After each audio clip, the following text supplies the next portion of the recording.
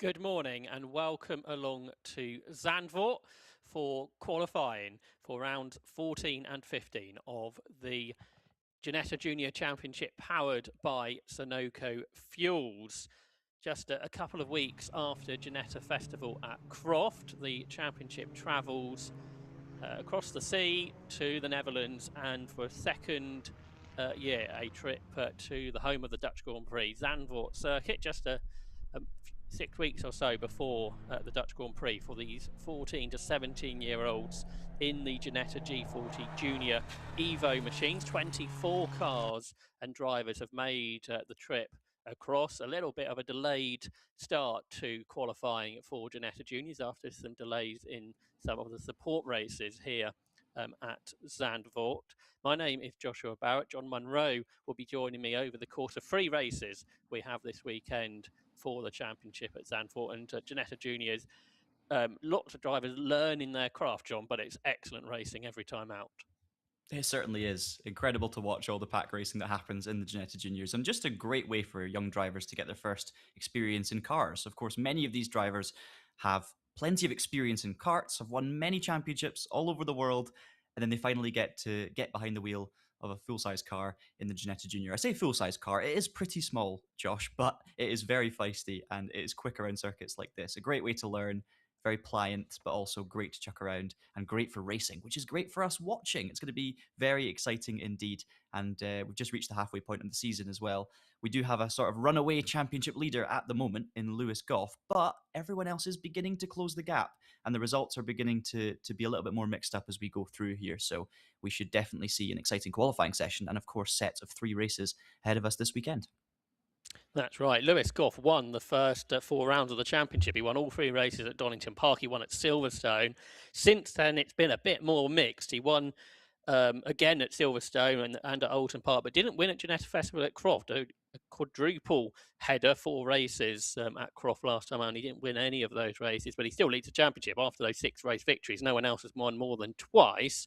He leads now by 54 points. You get 35 for a race win.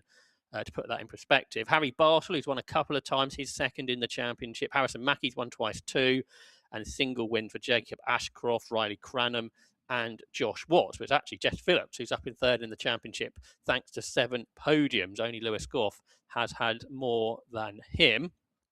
If you haven't seen qualifying for Ginetta Juniors before, it's a little bit different perhaps to other qualifying sessions. The cars will be lined up in a predetermined order at the end of the pit lane very shortly. You can see the teams currently just coming out into pit lane. They will be hoping they won't be needed over the course of the qualifying session. But once the cars do arrive, we'll see them released in 10-second intervals out onto the circuit. The drivers on their out lap have got to keep roughly that gap to the car ahead. They can't go slower than what is deemed necessary. And then they have 3 laps to set their times. And then they come back into the pits and the qualifying session is over, basically. So there is a sort of a determined 20-minute session, but actually it's 3 flying laps you get in Ginetta Juniors. And you need to set 2 quick laps because the fastest laps from qualifying will set the grid for today's race. There's also a championship point on offer for that. And then the second best laps from qualifying will set the grid for tomorrow morning's race. There is a third race of the weekend, and the grid for that will be determined from the results from tomorrow morning's race. So it's 2 qualifying laps that you need to put in over the course of this session. There have been 5 qualifying sessions so far this season, and each of them have been set. The quickest time has been set by a different driver, quite remarkably. So Lewis Goff was on pole and quickest in qualifying at Donington Park. Harry Bartle was on pole and quickest at Silverstone. That achievement went to Harrison Mackey at Oulton Park. Then there were 2 sessions at Croft. On Saturday, it was Jacob Ashcroft who was quickest, and on Sunday, Riley Cranham.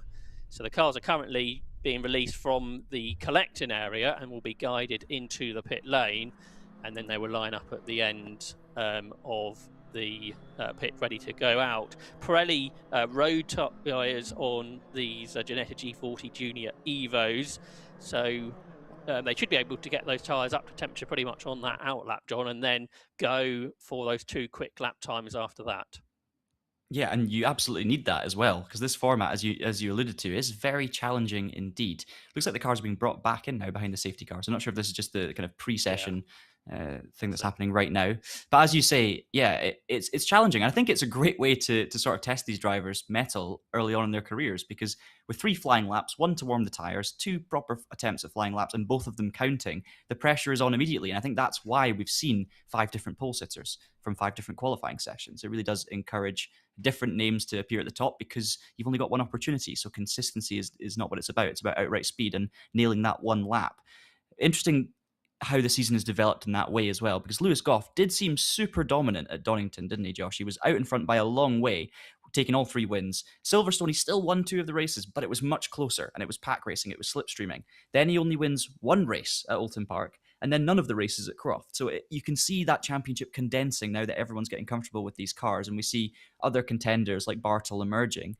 So who knows who's going to end up on top here, but what I could definitely say is Lewis Goff is going to have his work cut out to try and hold on to that championship lead, the gap that he's built. He'll be grateful that he's had such a good start to the season heading into this one. And in practice for this event, there's been 2 or 3 practice sessions. We have seen a couple of different names on top.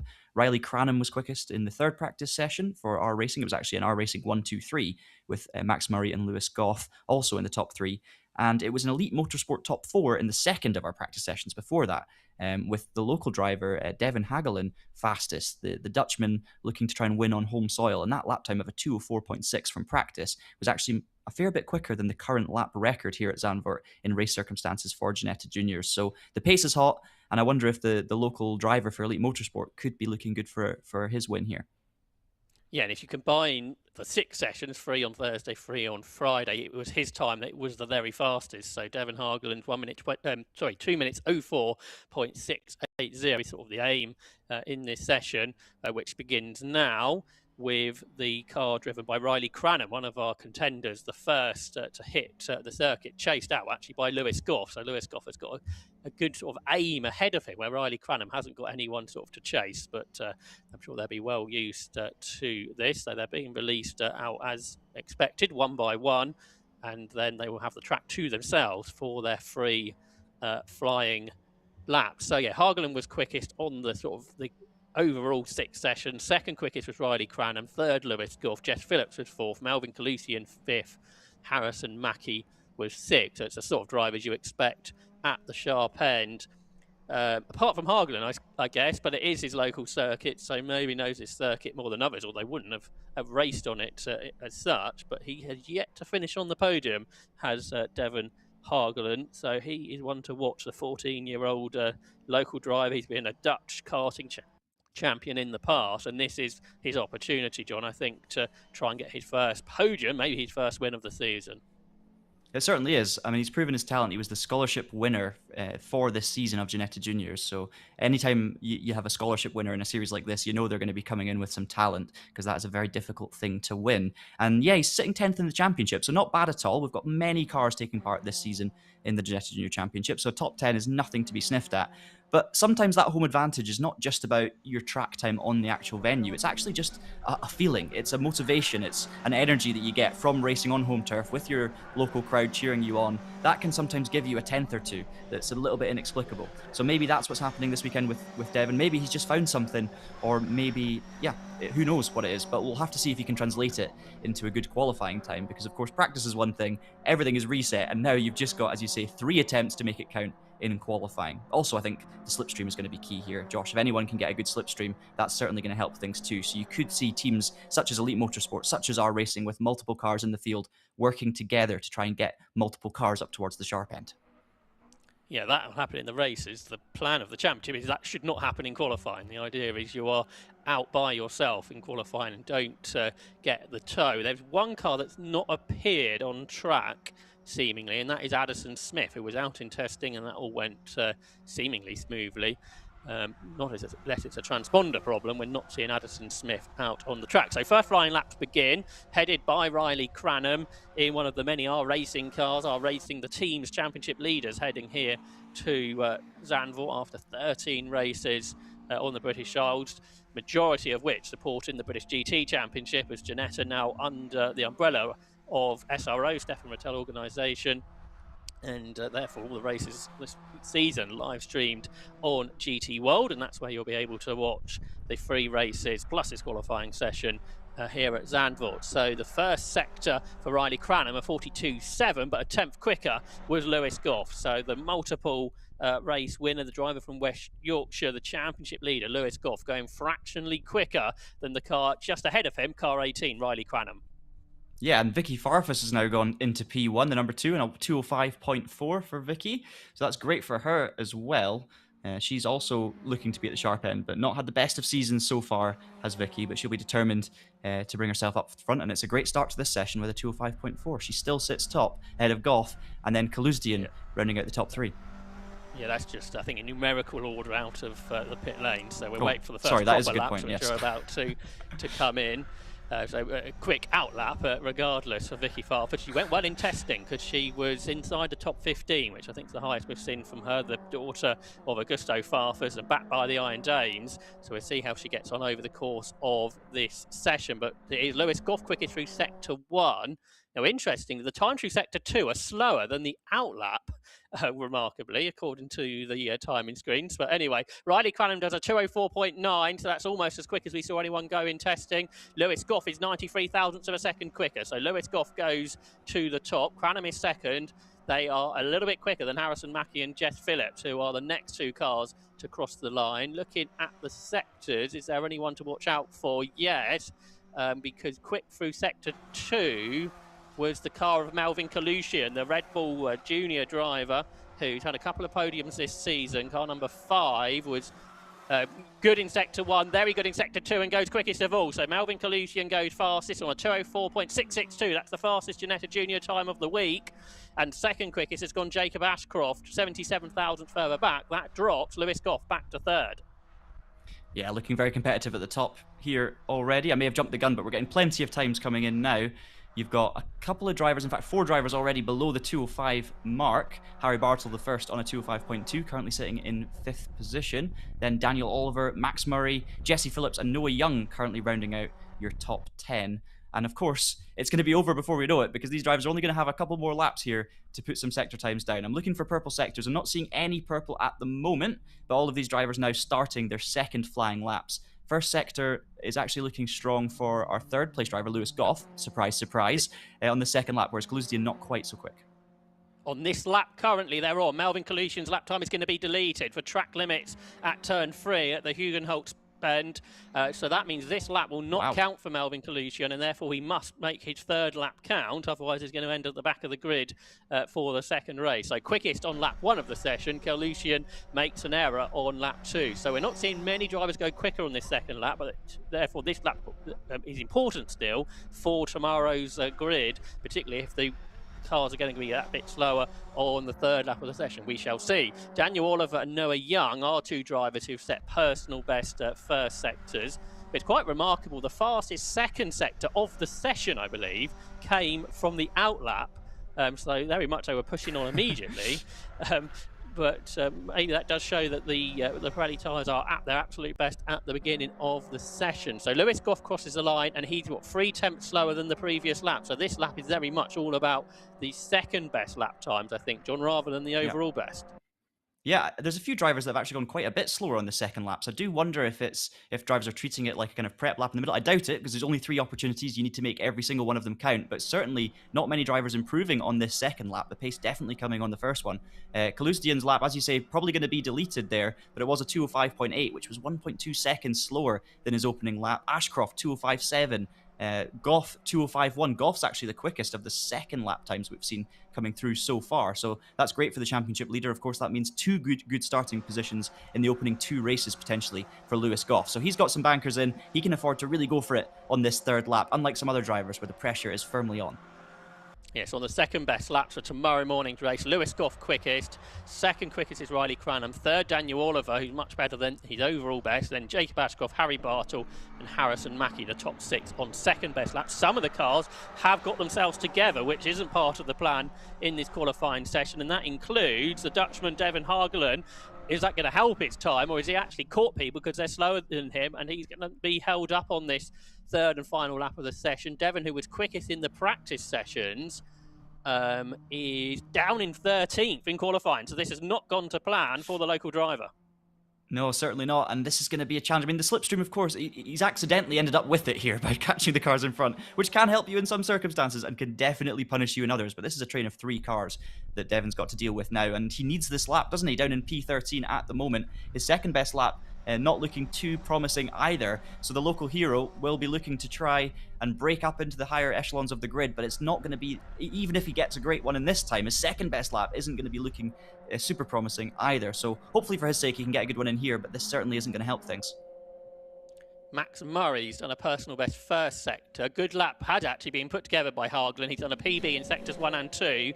So I think he's going to move up from 13th position. This is where the slipstream's particularly helpful. Yeah, up across definitely. the line, then goes Devon Hagelin. And can he improve from 13th? He does. He goes 8th quickest, but maybe not where he would like to have been after how strong that second session was for him yesterday. But he's got himself up into the top 10. Also improving was the car directly ahead of him, Josh Watts, who went 11th quickest, but no improvements on overall best at the sharp end. On the second best lap times, Daniel Oliver moved up to third. Did he? No, he did not. Harry Bartle was the one who improved to 4th. So it's Goff, Cranham, Oliver, Harry Bartle up to 4th. Melvin Kalusian went 5th on that lap. And then Jacob Ashcroft 6th on the second best laps, but on the overall best it is Melvin Kalusian then to make it 6 different drivers to go quickest in 6 sessions so far in qualifying for the Ginetta Junior Championship powered by Sunoco Race Fuels in 2026. That's very impressive. Jacob Ashcroft 2nd, Lewis Goff 3rd, Riley Cranham 4th, Harry Bartle 5th, Harrison Mackie 6th, Daniel Oliver 7th, Devon Hagelin 8th, Max Murray 9th, and Jess Phillips in 10th place. And those 10 cars separated by a second. There's a couple more cars to take their final lap, but I don't think it's going to change the session particularly. So much like we've seen with British F4, which Ginetta Juniors are sharing the grid, sharing the event with this weekend, the first and second best lap times have given us 2 very different looking grids. Yeah, that's exactly what we want to see as well. Different names up at the front. And for that first race, it is going to be the number 5, the Red Bull back driver, Melvin Kalusdian, who will take that pole position for the opening race of the weekend, which is coming up later today. And you can see how close it is, certainly amongst the top 3. There's a little bit of a gap, actually, back to Bartle. Bartle's arguably been the form man, the best chaser for Lewis Goff in this championship of late. He's been very, very competitive. He's not out-qualified Goff on this occasion, though, who sits in P3 for the R Racing car. Then you've got Mackie, Oliver, Hagelin, Murray, and Phillips, your top 10 for that opening race. And of course, as you say, race 2 is going to look very different, which is exactly what we like to see. But given these Ginetta Juniors and the way they race, Josh, I think qualifying only means one thing. And that's is that Andrew Robinson off in the gravel, and he's actually beached that car as well.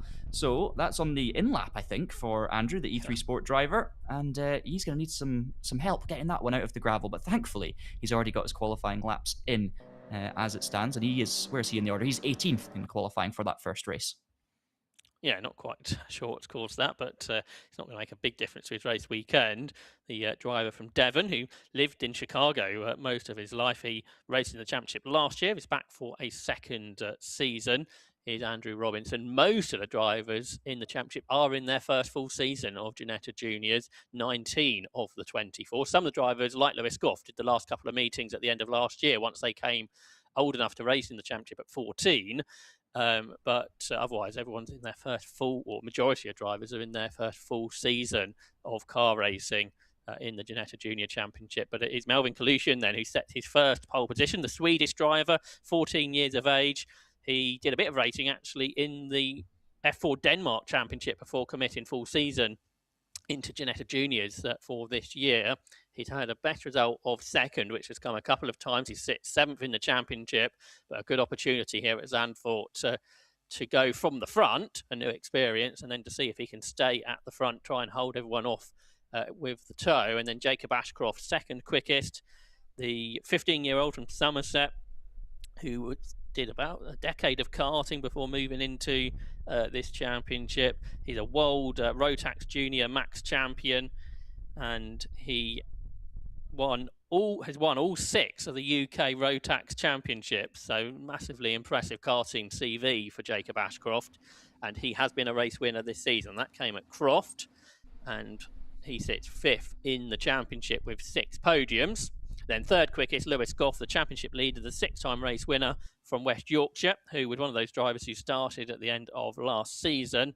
and now in for a full year and trying to become the champion. Riley Cranham, 4th quickest. The driver from Lancashire, who started karting at the age of 4. He's a 3-time Kart Masters GP Plate champion before moving into cars for this season, and he has won a race. That came last time out at Croft, and he sits 8th in the championship. Harry Bartle, he's 5th in this session. He's 17, one of the older drivers from Chesterfield.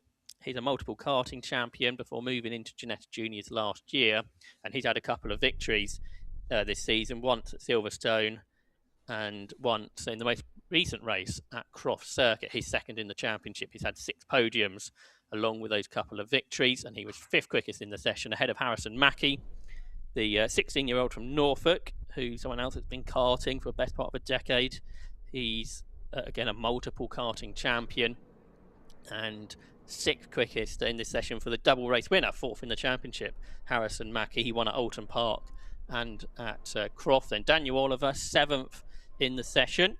It's his 15th birthday today, so happy birthday to Daniel Oliver, the Spanish driver who's managed by former Grand Prix driver Emilio Di Vallota, and he's been karting for 4 years. He's a Madrid X30 mini champion, but now in car racing this year for the first time. Daniel Oliver, 7th in the session. His best result has been 4th this season, so we'll see if Daniel can get a podium this weekend. Devin Hageland, 8th quickest, the 14-year-old Dutch driver, former Dutch karting champion.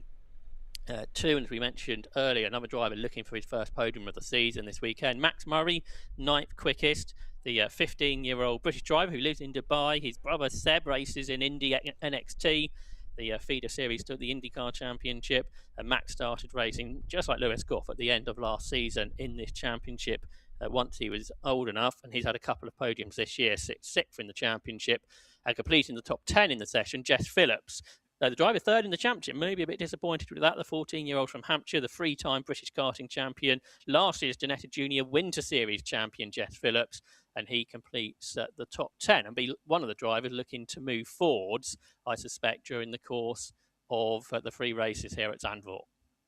The collection of CVs on this grid are absolutely incredible. Like, don't get me wrong, these drivers, they're young and inexperienced at the moment in cars, but these will be the names that you see at the very top level in years to come. And even, the likes of our pole sitter Kalustian, he was competing in Formula Nordic at only the age of 13, and now backed by Red Bull, the perfect opportunity for him to make progress through his career and end up at the top. A lot of these drivers as well, it's interesting, even at a young age now, are not just looking at the likes of Formula One as potential career paths, but they're also looking to Le Mans and the Spa 24-hour and Nürburgring 24-hour. So endurance racing becoming a lot more popular. And it's great to see so much diversity in where these drivers would love to end up being as well. But trust me, remember many of these names because you will be hearing a lot more of them in future years. This championship has got such a rich history of producing talented drivers and Formula One drivers as well. So definitely watch out for these names.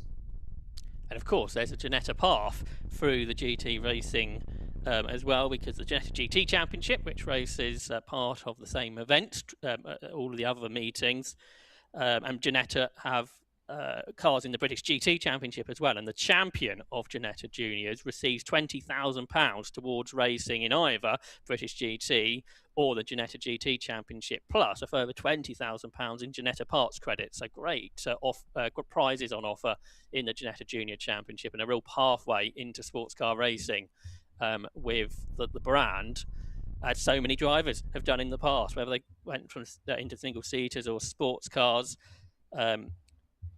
Racing here this weekend, Ethan Jeff Hall is in British F4. He was a champion 2 years ago. Freddie Slater was the champion 3 years ago, one of the front runners in the FIA F3 Championship this year. Adam Smalley, he was a champion, as was Tom Gamble, who's now an Aston Martin factory driver in the WEC. And the list goes on, including British Touring Car champion Tom Ingram.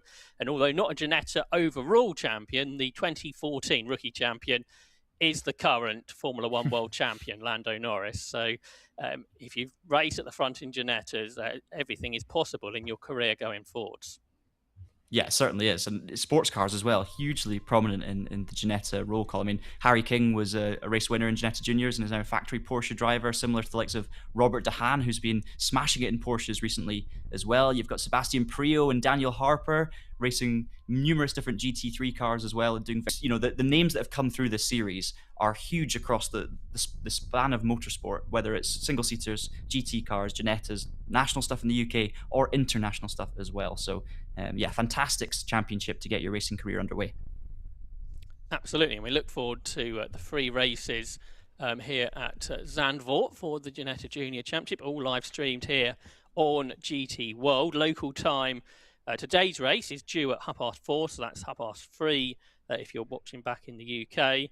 And then tomorrow's race is 10:15 local time tomorrow morning, and then 10 to 3 in the afternoon, so minus 1 hour for the times in the UK, should you be watching back at home, supporting perhaps family members, friends of drivers in this championship. So the cars have been released from the pit lane again. This is to bring the cars back to the paddock, because the paddock sort of away from the pit lane here at Zandvoort. So that's what's happening at the moment. The session has been completed for the Ginetta Junior Championship, powered by Sunoco Race Fuels, with Melvin Kalusian provisionally scoring pole for round 14 of the championship.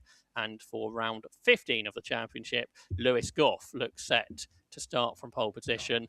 And if you follow on Ginetta social media to get full clarification when that all becomes official, but there's no reason why it should change, I don't think. And I think, unlike some of the previous races in the UK, everyone has got a second best lap time, because there have been a few rounds this year with the strict Motorsport UK track limits that drivers haven't been able to put in 2 legal lap times. But although we did see that 1 lap deleted for Melvin Kalusian, it seems to be less of a problem here at Zandvoort. Yeah, the juniors seem to be better behaved than the British F4 drivers that we saw out earlier in qualifying. Less laps deleted, of course, less opportunities to have laps deleted, and you need to basically get 3 clean laps in if you can. So perhaps that encourages a little bit of caution for these drivers, but they're showing good maturity on that front as well. I just have to say as well, Zandvoort, what a fantastic venue to go Ginetta Junior racing. I think this circuit's really gonna, I mean, it's all everywhere you go, they're gonna be side-by-side racing in Ginetta Juniors, but I think the flowing nature of this circuit, the likes of Hugenholtz, the banked corner we've been seeing earlier in the session, all the Ginettas running up high there, multiple lines you can take through that one. Masters box 9 and 10 that we're going through right now. You're going to see switchbacks. You're going to see cars going 2 wide. You're going to see 3 wide. You're going to see everything this weekend in the Ginetta Junior Championship. And I think these cars are perfectly suited to a circuit like this. It's going to be all about getting on the power early, carrying that minimum corner speed. And I think we're going to see numerous overtakes across the 3 races. So I am very, very excited to see how this goes. Something we didn't pick up earlier, I just noticed the cars were coming back to the paddock, parked on the left-hand side of the circuit. As the drivers look at it, right-hand side of the circuit, you may have just been able to see up against the barriers was a car, which I believe is Ethan Brass in 21. He didn't complete the session and ended 21st quickest. So obviously with a problem, it looks like it's probably a mechanical for where the car was parked, rather than an incident for the 15-year-old from Kent, who raced in the Fiesta Junior Championship last year, moving up into Ginetta Juniors for 2026. So that's a little bit of work for his team to do, MK Racing, ahead of the first race of the weekend here at Zandvoort. You can see the cars now are making their way right back into the paddock, and will start preparing for their first race of the weekend, which is 4 hours or so away. So let's see if we can have a look at the classification for the qualifying for the Ginetta Junior Championship. And quickest was number 5 then, Melvin Kalusian, with a lap time of 2 minutes 4.662.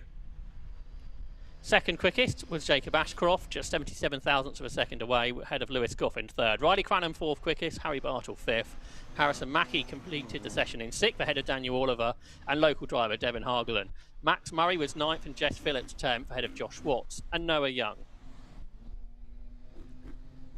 On the second page of results, the second half of the field was led in 13th place by Sebastian Lusch, ahead of Henry Cameron. Ian Daniska was 15th quickest, 16th was Bailey Doherty, 17th was Vlad Tomanchuk, 18th quickest, although in the gravel, was Andrew Robinson, 19th quickest was Vicky Farfus, 20th Dominic Darling, 21st was Ethan Brassey, who wasn't able to complete his session, 22nd was Anistu Mapamulu, and 23rd was Samuel Del Gaudio. And we didn't see Addison Smith in the qualifying session. Not sure what was the problem there, and hopefully we will see Addison Smith out for the race this afternoon, but perhaps work to do for his MDD Motorsport team to get that car up and ready. But as I say, do keep tuned to GT World for the rest of the weekend here at Zandvoort for the free races for the Ginetta Junior Championship, as the season is now in its second half, where Lewis Goff is looking to become the champion and add his name to that illustrious list of drivers to have won the championship in the 20th anniversary season of the championship, as the championship dates back to 2006, when James Harrison became the first ever Ginetta Junior champion. No longer junior is Harrison, given the 20-year gap. And how exciting is it as well, Josh, that we've got a Red Bull and McLaren backed front row with Kaluzdian and Ashcroft for the first race. We're going to see Red Bull versus McLaren down into turn 1 later on, which is something we've seen a few times before. That's right. Hopefully not too controversial here. But we look forward to their free 20-minute races. And as you were describing earlier, John, it's going to be pretty frantic stuff, slipstreaming opportunities. Lots of drivers who've never raced here before may well have done in the sim, but maybe it's a little bit of a different thing, learning where you can overtake when you get to a real-life race, John, compared to perhaps those sim races the drivers may have learnt about before.